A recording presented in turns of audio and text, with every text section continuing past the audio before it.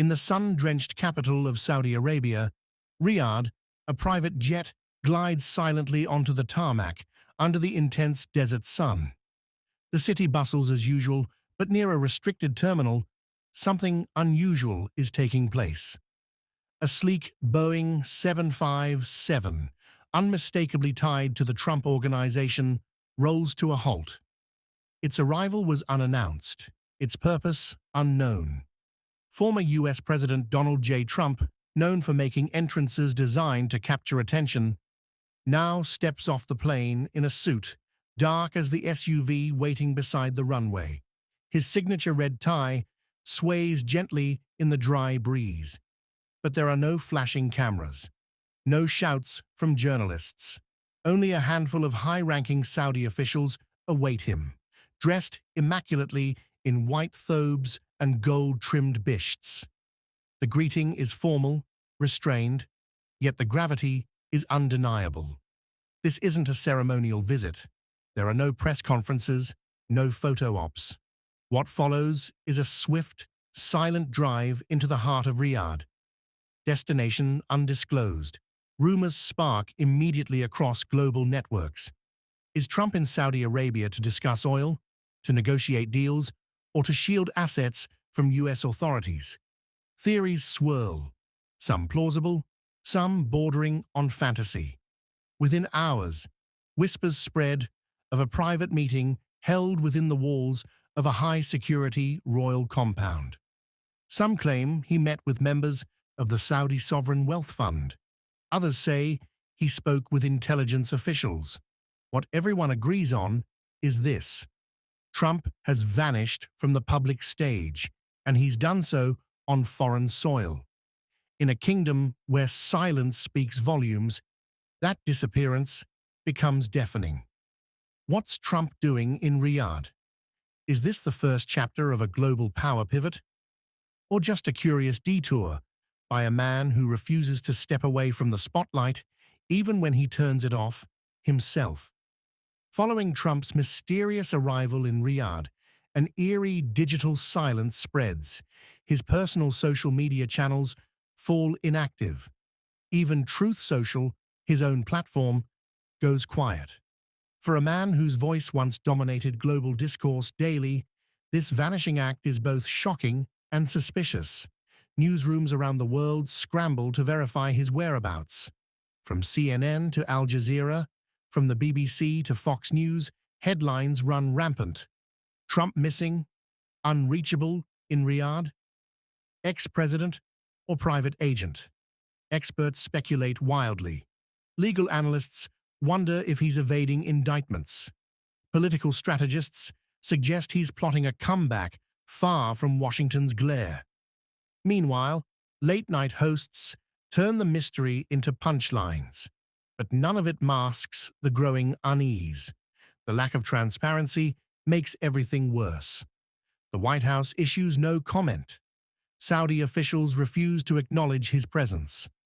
Intelligence insiders leak fragments of information, enough to stoke fear but not confirm facts. A few claim Trump is negotiating something massive: media rights, global security contracts, or a new economic order involving Gulf nations. In the background, social media explodes with conspiracy theories. Was he detained? Was he offered sanctuary in exchange for silence? Some believe he's gone off-grid willingly to reset his public image. Others believe he's setting the stage for an epic return, one engineered not from Florida, but from the dunes of Arabia. One thing is clear: in a world defined by noise, Trump's sudden silence has never been louder. 10 days after Trump's arrival, a grainy video surfaces. It's posted anonymously, without context, and it spreads like wildfire. The clip appears to show Donald Trump in the ancient city of Al-Ula, surrounded by torchlit ruins, guarded heavily, and walking into a stone fortress that looks centuries old. For a few seconds, viewers can make out Trump's silhouette beneath a desert cloak. He's flanked by figures in both traditional Saudi robes and military-style gear. The location is unmistakable. This is not a resort, not a palace. It's a remote fortress deep in Saudi Arabia's northwest, a place known for its archaeological secrets and spiritual symbolism. More footage leaks. Trump is seated in a stone chamber, lit by warm lanterns and flickering shadows. He speaks slowly, deliberately, about transformation, leadership, and rebirth in the sands. His words are vague, poetic even, and analysts are stunned. This is not campaign mode Trump. This is something else. Theories multiply. Some say he's aligning himself with regional powers to launch a global movement. Others believe he's negotiating immunity deals or setting up an exile escape hatch. Still others argue this is performance art, a carefully staged moment designed to change how the world sees him. Real or not, the video captures the world's imagination. It makes headlines for days. It shifts the narrative from where is Trump to what is Trump becoming. And then he returns, not to New York, not to Mar-a-Lago, but to Dubai. A lavish tech and investment summit becomes the unexpected stage for Trump's reappearance. He walks into the spotlight, calm, poised, and almost philosophical. Gone is the bombast. In its place, a man speaking about the future beyond politics, rebuilding global trust, and bridging the East and West. His speech is smooth, almost prophetic. He praises innovation in the Gulf, hints at plans involving artificial intelligence, media conglomerates, and a new kind of political influence, one less bound by borders, more driven by capital and ideology.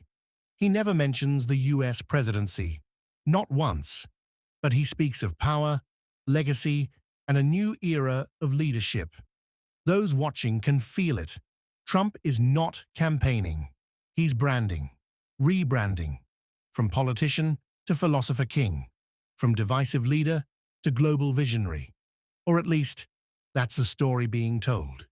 He leaves the summit with no interviews, no social media post, just a wave, a nod, and a trail of speculation that refuses to die down. Back in the West, confusion and fascination collide. Pundits try to make sense of Trump's desert detour. Some say he's reinventing himself as a global elder statesman. Others argue he's laying the groundwork for a new empire. Part politics, part propaganda, part profit. A viral image circulates, Trump standing alone against the desert horizon, golden dunes behind him, arms slightly raised. To his supporters, it's a symbol of spiritual awakening. To critics, it's proof of megalomania. But to everyone, it's powerful. Meanwhile, media outlets battle over narrative. Was this a midlife crisis on a royal scale? Or a genius move by a man always 10 steps ahead? Conspiracy theorists take it further. They draw parallels with historical exiles, messianic prophecies, secret alliances between old money and new technology. In time, Trump's desert days become legend. Whether they mark the beginning of a comeback or the start of an entirely new legacy remains unclear. But one thing's for sure, Donald Trump didn't disappear. He evolved. And in the silence of Saudi sands, he may have rewritten his story in a language the world is only just beginning to understand. Weeks later, whispers emerge of a doctrine, a document Trump supposedly authored during his Saudi stay. Dubbed the Desert Doctrine by anonymous sources, it's said to contain philosophies on leadership, wealth redistribution, artificial intelligence, and international sovereignty. Though no official version surfaces, excerpts begin to leak, and with them, a new mystique grows. Some pages speak of a post-national age, where traditional governments give way to strategic alliances between economic elites and AI governance. Others outline visions of media empires independent of any state, tools to influence ideology on a global scale. The tone is both grandiose and cryptic, suggesting not policy, but prophecy. Is this real? No one knows. But the more it's discussed, the more it fuels a movement. Forums online light up with followers declaring this the beginning of a new order. Political commentators are divided. Some mock it as science fiction. Others warn it reflects Trump's long game to shift global paradigms rather than merely reclaim office. In the months following, familiar faces begin to appear in Riyadh and Dubai. Business tycoons, former political allies, influencers, tech moguls, all claiming to be attending economic summits. But the guest lists and locations are often undisclosed. Photos emerge of closed-door dinners, private desert gatherings, and high-level brainstorming sessions away from the cameras. It becomes clear, Trump isn't just rebranding, he's recruiting. A global circle of influence is forming, not through formal treaties, but through shared ambitions, wealth, power, and control of the narrative in a digital age. What started as a mysterious visit has now become a movement, loosely defined but dangerously focused. From the silence of Riyadh to the luxury of Dubai, to secret boardrooms in London, Zurich, and beyond, the ripple effect continues. Trump may have left the White House behind, but in the vast openness of the desert, he's building something else entirely. And whatever it is, it's just getting started.